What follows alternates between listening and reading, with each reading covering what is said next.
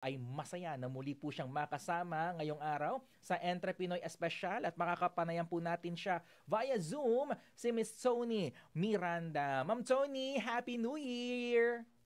Happy New Year din, well, and as well as to all our listeners. Yan. Maganda umaga sa inyo lahat. Yes, Ma'am Tony, maraming salamat po ha sa pagpapaunlak po ninyo ng oras ninyo upang kayo po ay aming makasama sa unang live broadcast ng Entrepinoy Espesyal for the year 2025. We know, hectic po at marami po kayong pinagkakaabalahan pero you took time para po sa ating mga kaagapay. But before anything else, Ma'am Tony, kamusta naman po yung naging selebrasyon nyo ng New Year? Okay naman, masaya. Kumpleto kami finally. As you Praise know, God. yung mga anak ko adult na, no? So, Mhm. may kanya-kanya rin schedule. And doon ko na-appreciate yung value ng planning. No? Kasi pag holiday, Mhm. maraming sides, no? Barkada side, classmate side, and Aha. family side. So, naging maayos naman. Sa North Luzon kami nagbakasyon. Wow, and praise God for that, Ma'am Tony. At baka meron din po kayong mga nais munang batiin or i-shout out ngayong umaga. Yes, naglista nga ako para sure na hindi Yun, ko no? Okay, oo, yun nga eh. So, una-una aking pamilya. May kasama ng aming mga extended family, yung mga loved ones nila. So, I'd like to greet Happy New Year, maski magkakasama tayo kanina, to my husband, John, alias Mr. Pogi ang tawag natin sa Yun, kanya. no? Oo. Ako si Miss Gorgeous, di ba, Arwel? Yes, Yun din, totoo no? yan. And then my daughter Monique, Robin, and then Jedi and Roma. And I also wanted to greet, of course, ang ating Radiant Women. Yan ang aking Bible study group na nililid every Thursday. And also yung association namin ng mga women entrepreneurs, so Network for Enterprising Women. And at the same time, ang aking Couples Tea group naman every Friday night. So hello to all of you. Hello and good morning and happy New Year po sa Yes. inyong lahat. At ngayong unang araw or ikalawang araw na no ng January 2 at dito nga sa Entrepreneur Special ang lagi nating goal magbigay po ng kaalaman at inspirasyon sa ating mga kaagapay lalo na sa ating mga negosyante at aspiring na mga entrepreneur at entreprenay. Today, Ma'am Tony, ano po ba yung ating i-discuss or ibabahagi sa ating mga taga-subaybay at tagapakinig?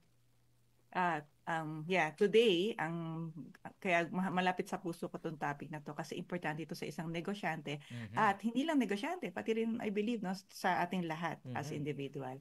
Ito yung tinatawag natin Divine Strategies for Financial Freedom and Growth this 2025. Yeah, Wow. mag-strategize tayo, Arwell.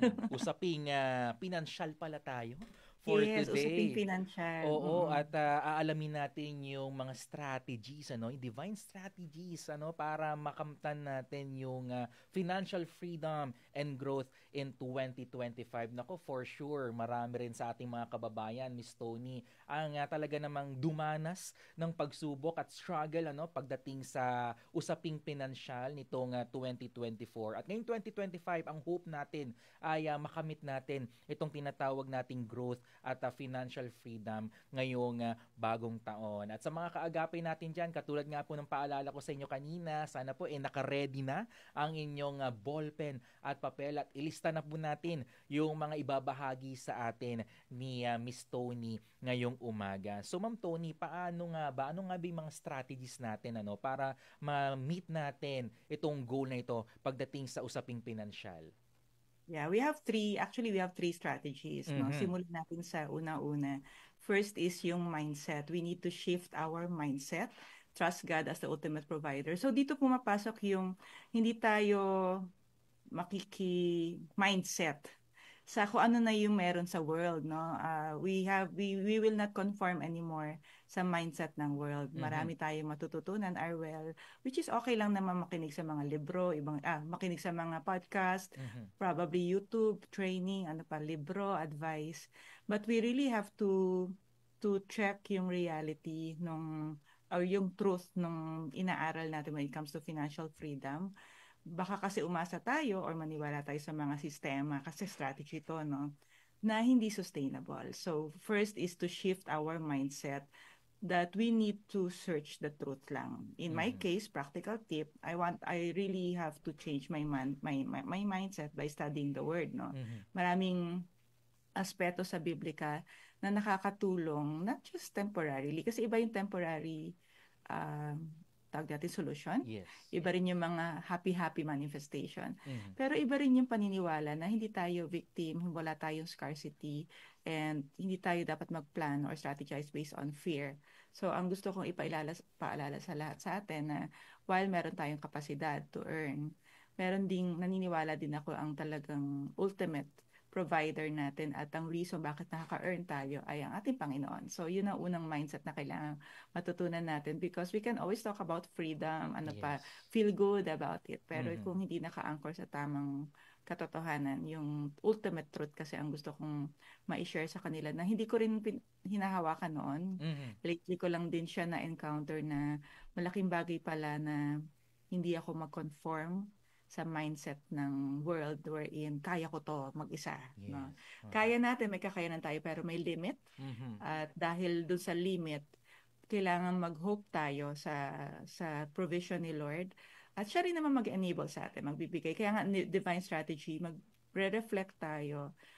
January is the best time to also do fasting and reflection and Mhm. prayer to submit to the Lord. Ito yung mga plano ko sana, Lord. Ito yung goals ko. Ito yung dreams ko.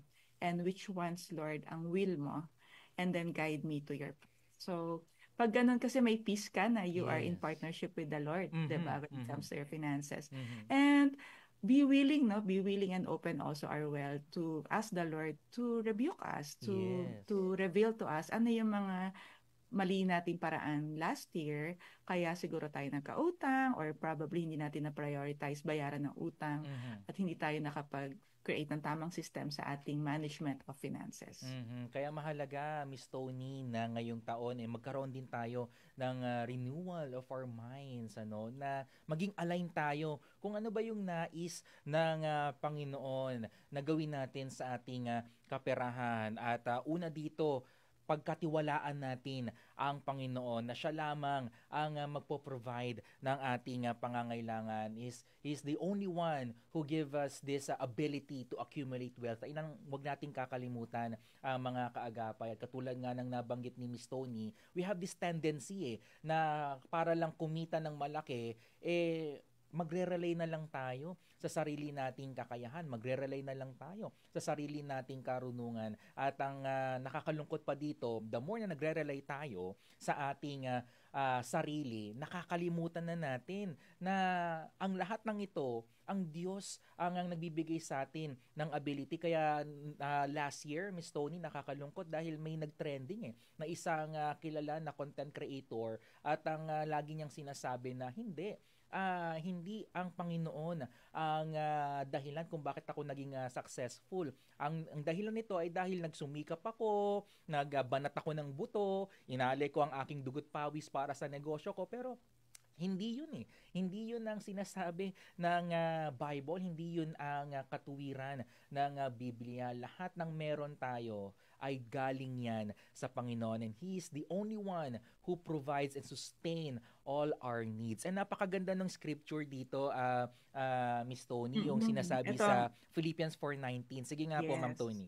Yeah, and my God will supply every need of yours according to His riches and glory in Christ. Napaka ah, tama ka na, napakaganda at hindi lang yun, no? Iba yung impact niya sa atin. Yeah. First is naalala natin na mahal pala ako ni Lord. Diba, Mhm. mahal pala tayo ni Lord. Mahal pala niya rin yung family members natin at mahal din niya yung mga God-inspired dreams natin. So, ang kailangan lang natin alamin, meron po ba ako, Lord, nagagawa? Or nauunahan ba kita sa mga plano mo? Yeah. Kaya nagmumukhang hindi ikaw ang nagsusupply sa akin.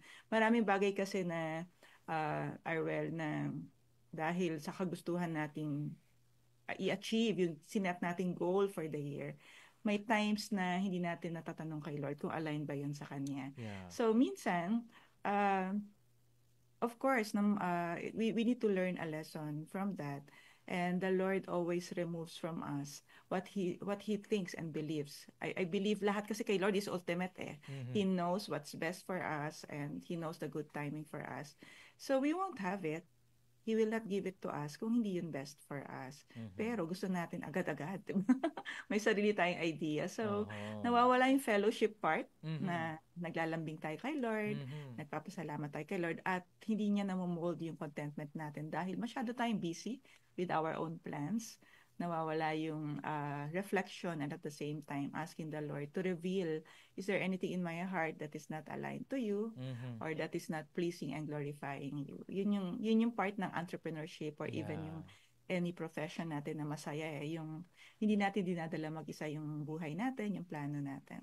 And the more na dinadala natin ito mag-isa, the more na hindi tayo nakipag-fellowship sa Panginoon, mas nagahari sa atin yung takot imbes na peace. And the more na ine-embrace natin yung fear, talagang mataas ang tsansa na mag-rely na lang tayo sa ating sariling kakayahan at hindi na natin nare-recognize na that God is the source of all provision. Kaya yan po ang una nating tatandaan, mga kaagapay, if we want to achieve yung financial freedom and growth ngayong 2025, magkaroon tayo ng renewal of our minds, i-shift natin yung ating mindset and pagkatiwalaan natin, trust God as the ultimate provider. So that's point number 1.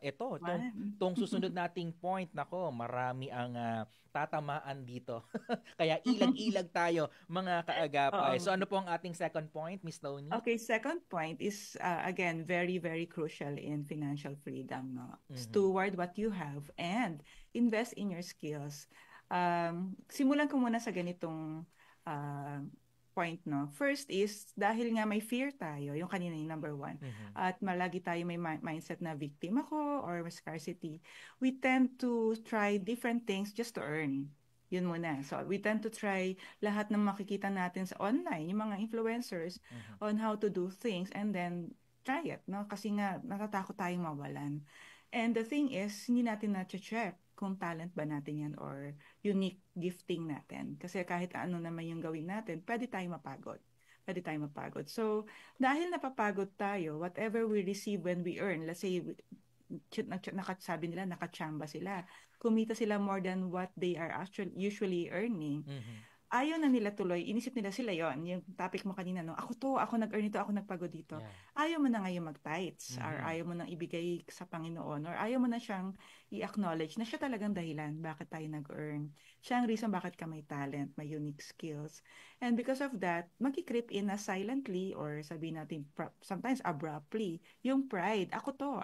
Yes. So, hindi na tayo nagiging good steward of our money, 100% akin to. So, nawawala na yung marami mga principles sa money. Meron tayong 50 or 70, 20, 10. 70%, doon natin papaikutin lahat from investment, yung mga expenses natin, 20% 20% savings, and then 10% is yung tithe. So, it may not be the best percentage, it may not be the latest percentage. What I'm saying is planning is very important. You need to plan, let's say this year, uunahin ko, pabayaran ko ba lahat ng utang ko, which means wala mo na instant travel, wala mo na instant shopping. Marami tayong i-choose na hard for the best. Laging ganon. So, when we start to understand na wait, hindi pala lahat sa akin to, hindi yung talento ko hindi akin, yung pera ko hindi akin. Ano pa? Pati yung mga properties ko ngayon hindi akin. Hindi rin laging forever na malakas ang negosyo ko. So anong dapat kong gawin?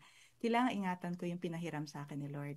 Yung pinagkatiwala sa akin ni Lord. That's why I really love this yung Proverbs 21:5, the plans of the diligent lead to profit as surely as haste leads to poverty. We really need to, let's say, for every opportunity, Lord, will mo to. Okay?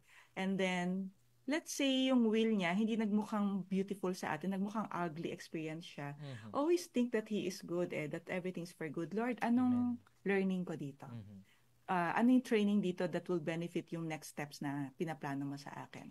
So, stewardship is, it needs humility, Arbel. Diba? Yes. Kailangan na maging humble tayo na hindi to akin, and even our health. That's why very, very advocate ako ng good health, no? Yung eating good food, exercising. Kasi hindi akin yung katawan ko. And I will need this. No? I'm a speaker and trainer. And kung pinabayaan ko siya, ano mangyari? And ganoon din tayo. Marami tayo mga um, uh, concern na pwedeng hindi natin nakikita sa simula.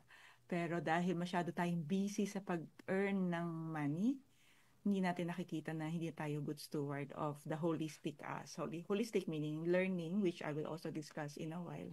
Ano pa katawan natin. And relationships, ano pa, ministry. We really need to take care of what we have. And we remove natin sa mindset na kailangan today, lahat-lahat yan magawa ko. There's always a best timing for everything. That's why take care of what we have first before we aspire to have another thing. Example, ingatan muna natin, let's say, yung isang sasakyan natin bago tayo bumili ng another sasakyan, right? Enjoyin muna natin yung current travel natin bago tayo magplano na naman ng mga susunod travel. So, steward what you have is also enjoying the present, making the most of what you have now, rather than accumulating dahil we are, entertaining fear, baka maubos, scarcity, and forgetting na naman na si Lord naman talaga ang magpa-provide niyan. So that's first, very important. And then, another thing that what we have is our talent. Example, gusto ko yung narinig mo kanina, yung kanta, di ba? So what if talaga may talent tayo sa kanta? So we can practice it every day. Find the right vocalization for that. Example, ako naman, speaking. Speaking well is no different from singing. Magkaiba lang yung execution. Tsaka yung, kumbaga, na-achieve niyang purpose. So we also vocalize, we also practice, and I have to keep on learning. Kailangan mag-attend pa rin ako ng mga masteral, mga certification. Kasi bago ako mag-isip ng ibang negosyo, ayusin ko muna yung what I have, no? I have to upskill, reskill, and always think na, Lord, I will do this for your glory. Hindi yung para magyabang. Kasi natrap ako dyan, Arwel, yung nape-pressure akong paramihan ba ng certification. Not knowing na, wait, ito ba talagang reason ko for studying? Pagandahan ng credentials, Miss Tony? Oo, pahabaan, no? And I realized, wait, ang provider ko si Lord. Siya magbibigay ng engagements ko, siya magbibigay ng conventions ko and trainings, and that's the reason why I will upskill and reskill versus I'm competing with another speaker, another trainer. So that one, no, invest in skills or training.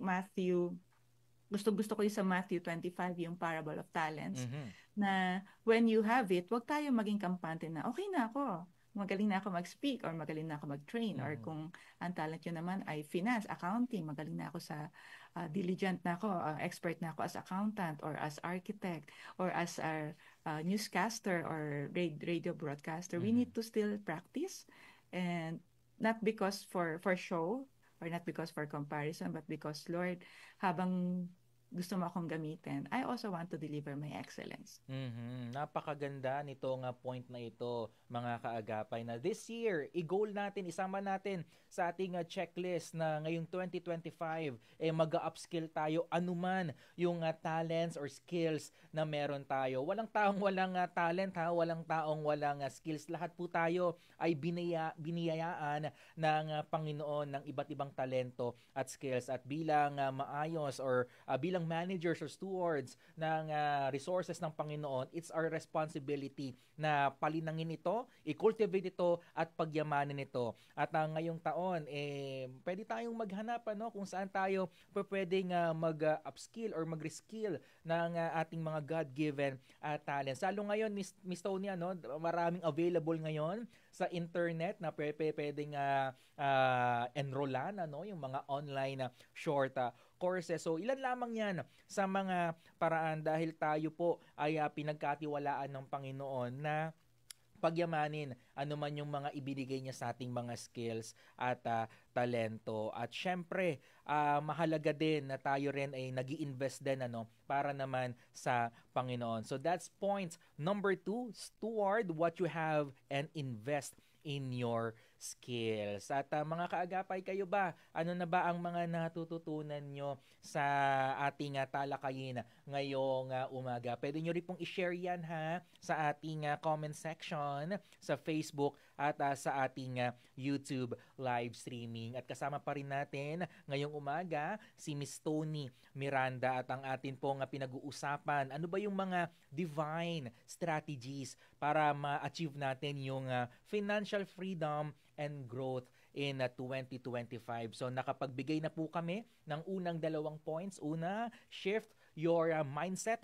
Trust God as the ultimate provider. At pangalawa, steward what you have and invest in your skills. At ano naman po yung ating last at third point, Miss Tony?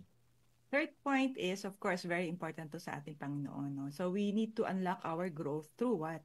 Through giving. We wanted to be Amen. generous. We wanted to cultivate that, sabihin natin, personality and mindset na the Lord really is my provider. So I should not fear whenever I give out. No, whenever I give out my, not only money, time, energy, then yun na, resources. So sometimes we are not that generous financially dahil sa fear na, wait, paano naman ako, di ba? Yeah. Paano naman yung February ko, yung March ko, and April? Ano pa? Sometimes we are not also generous in sharing our tips and strategies when it comes to business. Ayoko, dapat ako lang may alam, di ba? So, I'm not saying na i-share natin lahat yung pinaka-secret recipe natin. We just need to cultivate a mindset na we wanted to help. We wanted to help because we received the love, unconditional love from the Lord, and all the help is really coming from Him. So, we wanted to be that vessel, which is really our purpose. And doon natin mararamdaman talaga na yung sinasabi natin, Lord, gamitin mo naman ako for your glory. 100% sana siya. Walang areas lang. Walang left side, right side. Pera lang, Lord, ito lang part na to. So, we can actually plan that out, Arwel. Kung meron tayong financial planning, nagsaset tayo ng quota for the business for the year, mag-set din tayo ng generosity, ang tawag ko doon, ng generosity plan.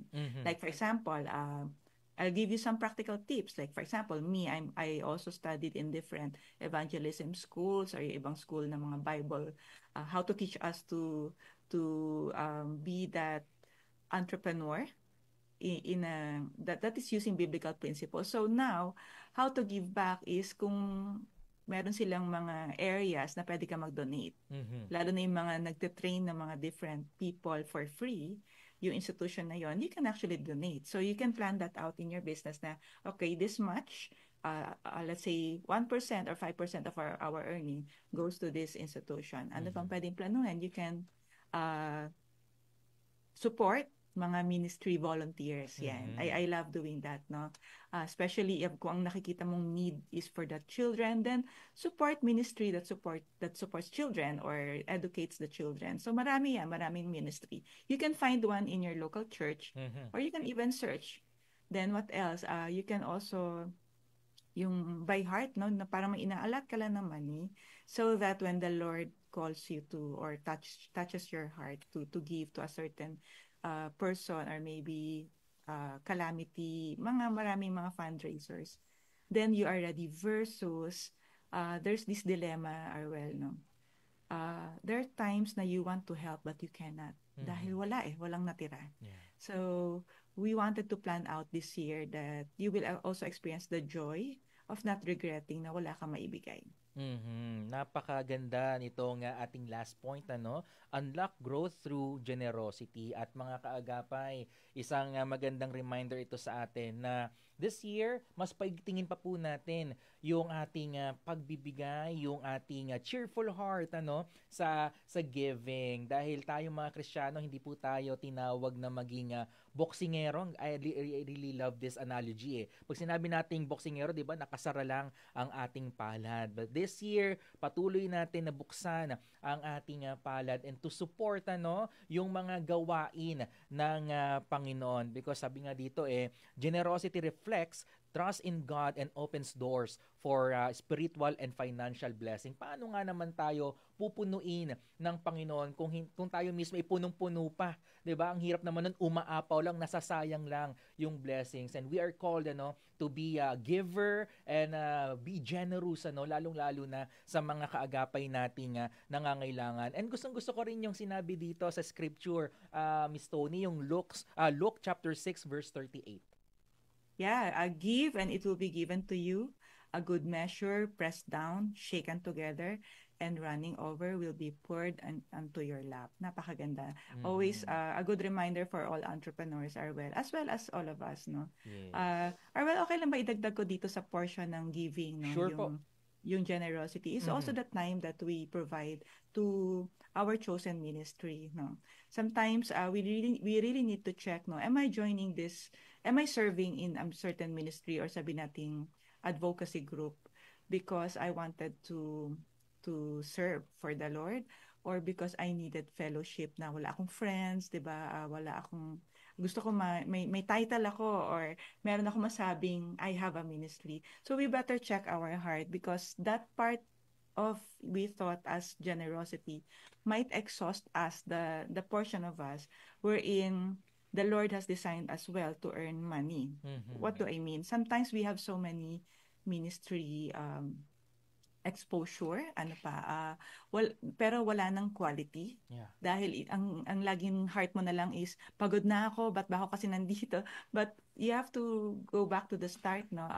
What was your reason for joining a certain ministry or serving? Sino nagsabi sa atin na kailangan 10 or 8 hanggang sa pagod na tayo, yung weekend natin wala nang rest, which we also need, diba, to rejuvenate, to be refreshed for the next week of work. Wala na tayong time sa family. So, we wanted our giving to also be aligned with the Lord, our generosity to also be aligned with the Lord. And that's part of planning. We wanted to really understand, Lord, let's say I have 6. Let's say ganun, I have 6. But which one talaga ang will mo sa akin this year? So, para yung principle mo kanina na boksingero, we don't want to be boksingero, nagulol ako na maging boksingero as well in our voluntary or volunteer works. Tama. So, we wanted to be like really serving with joy, no, with heart. And like me, no, I used to have a lot, and now I have one every Saturday, and it's Glorious Hope. So, ang laking bagay pala na meron ka ring focus at hindi ka exhausted na parang nagko-complain ka kay Lord, ang dami ko naman sinaserve. So, hindi ka na cheerful giver doon. Maganda ma-realign mo na din natin kay Lord this year. Or do you want to use me? Versus, saan ko gusto? Right? At syempre, hindi yung gusto natin ang masusunod, kundi kung ano ang will ng Panginoon sa atin. And isama rin natin yan sa ating prayer items ngayong 2025, lalo na ngayong fasting season. Idalangin natin yan sa Panginoon. Saan ba tayo nililid ng Lord na mag-serve sa ministry ngayong taon? At maraming opportunities, pero saan ba talaga tayong gustong gamitin ng Lord na mag-serve sa ministry? So yan ang 3 points, at siguro idagdag ko na lang pagdating sa giving or generosity. Alam nyo mga kaagapay, isang maganda or pinakamagandang investment ng ating money and skills ay yung pag-invest natin sa mga gawain ng Panginoon. Dahil alam natin na si Lord ay faithful, at anuman yung mga pinagkaloob natin sa Panginoon ay kayang-kaya niyang ibalik yan ng doble, triplet, higit pa sa ating inaasahan. Hindi po ito prosperity gospel mga kaagapay, kundi isa lamang itong katotohanan na kapag tayo ay all out sa Panginoon, si Lord mismo ang sasagot sa atin. Si Lord mismo ang bahala sa atin. Nako, Miss Tony, sadyang napakabilis ng ating time. Siguro sa ating pagtatapos, ma'am, ano na lang po yung challenge natin sa ating mga kaagapay na nanonood at sumusubaybay po sa atin ngayong umaga? Well, I can challenge them with like a summary, key takeaway. So first, we i-commit natin yung ating finances kay Lord, Amen. We commit to Him all our plans when it comes to finances, as well as with our life, personal and professional. Then we enhance our skills for growth. While we have our existing work or probably our existing business, we wanted to keep on growing, reskill, and upskill, and then step out in generosity without fear. No, we wanted to have a cheerful heart and cheerful lifestyle as well. When we do that, we can do that in silence, na alam lang natin na natutuwa si Lord for everything that we do. So we can actually experience true financial freedom with the Lord, with the Lord. Amen. At Yes, this year, amen. let us commit sa Panginoon, lahat-lahat mapa financial man yan, negosyo natin, at even yung buhay natin, let us commit sa Panginoon ngayong 2025. At kapag tayo ay sumunod sa kalooban ng Panginoon, talagang may experience natin yung kasiyahan, kagalakan, at yung kapayapaan na nagmumula lamang sa Panginoon. Lalong-lalo na sa usapin ng financial or financial aspect. At sa ating pagtatapos, Miss Tony, maaari po ba namin kayong mahilingan na ipag-pray yung ating mga kaagapay, lalo na yung mga negosyante at mga empleyado? Yeah, sure. Let's pray. Okay, so make this your personal prayer as we start the year, right? And ask the Lord for divine guidance. Heavenly Father, Panginoong Diyos, salamat sa nakaraang 2024. Yes, Lord. Thank you na pinaramdam niyo po sa amin ang inyong pagmamahal sa pagsusustain sa amin individually, sa aming pamilya, at salamat Lord na ginagamit niyo po ang aming negosyo, ang aming talento sa paraan na mapapakita namin sa ibang tao, sa aming buyers, suppliers, na mahal niyo rin po sila. Yes, Lord. Panginoon Diyos, ngayong 2025, gabayan niyo po kami. Ingatan niyo po ang aming thoughts, ang aming pag-iisip, ang aming pangangatawan. Lagi niyo pong ipaalala sa amin na mahal niyo po kami, na importante po kami sa inyo, para hindi kami mag-aalala sa aming mga finances, sa aming mga negosyo at aming kapamilya. Panginoon, hinihiling po namin sa inyo na wala pong araw na hindi kami nagdadasal at dumidilig sa inyo at humihingi ng guidance niyo po sa amin. May we always depend on you, Lord. May we always remember to glorify you in our speech, our decisions, our actions, as well as in our plans and the way we see money, growth, and finances this 2025. Lord, may you protect us, Lord, from any thoughts that are not from you, from any plans that are not from you. And may you keep our hearts humble and always at the center of your love. In Jesus' name, amen. Amen. And with that, Miss Tony, maraming salamat po sa inyong pagbabahagi sa amin ng mga divine strategies for financial freedom and growth in 2025. At para naman po sa ating mga kaagapay na may mga questions pa or meron pang mga nais pang malaman pagdating sa pagnenegosyo at sa finances, ano na lang po ang inyong contact details, ma'am? Okay, so kung kailangan nyo ng speaker at trainer sa inyong kumpanya or sa inyong association at church, you may contact me at 0917-138-8638, or you may visit also my website, www.toni.ph, or Facebook, LinkedIn, TikTok, lahat po nandyan ako, Marie Antoinette Miranda. Ayan. Once again, Ma'am Tony, maraming salamat po. Mag-iingat po kayo. God bless you and Happy New Year! God bless you too. Bye! Mga kaagapay,